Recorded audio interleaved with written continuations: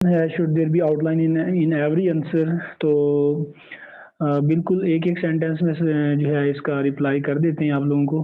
तो इसमें ये है कि आप आउटलाइन जो है जो करंट अफेयर पाकिस्तान अफेयर के पेपर्स हैं, उनमें जो मेजर हेडिंग्स होती हैं ना, वो जस्ट दे दें, ठीक है?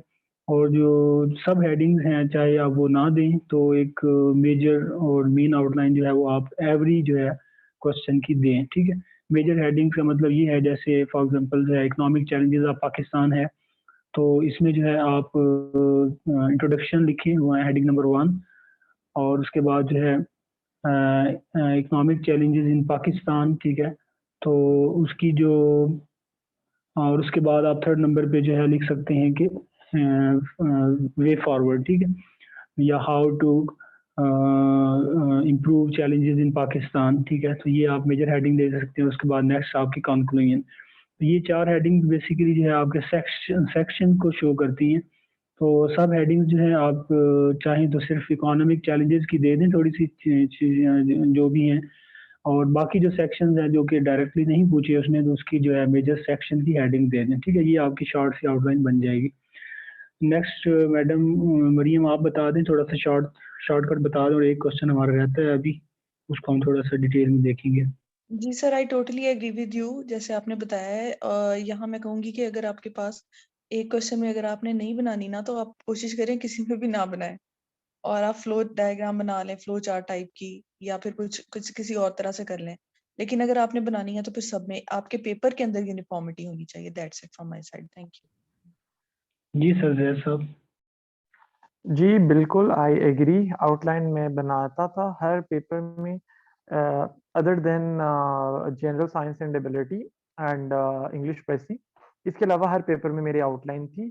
और मेरा ख्याल तो ये है कि जैसे आपने एक शॉर्टकट मेथड बताया कि आप सब हेडिंग्स ना बेशक जो ना लिखें, तो what I used to do was कि मैं एक पेज की जो पहला पेज था ना, उस पे मैं आउटलाइन ज़रूर जो ना वो बनाता था। क्यों इसको मैं जो ना बड़ा जो ना ब्रीफली और बड़ा कंसाइज़ली इसका आंसर जो ना करूँगा।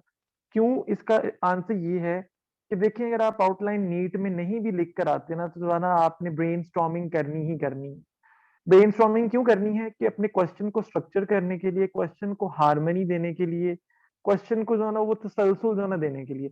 ऐसा नहीं है कि कोई ब्रेनस्टॉर्मिंग नहीं की, इकोनॉमिक चैलेंज लिख रहे हैं तो एक इकोनॉमिक चैलेंज आपका जो है ना एग्रीकल्चर सेक्टर का आ रहा है, फिर एक सर्विसेज का आ रहा है, फिर एक इंडस्ट्री का आ रहा है, वो फिर से एक जो है एग्रीकल्चर का आ रहा है। नहीं, structure is very important, harmony in the question, the connection in your answer is very important. Her paragraph, her heading ऊपर नीचे जो ना कनेक्ट होनी चाहिए।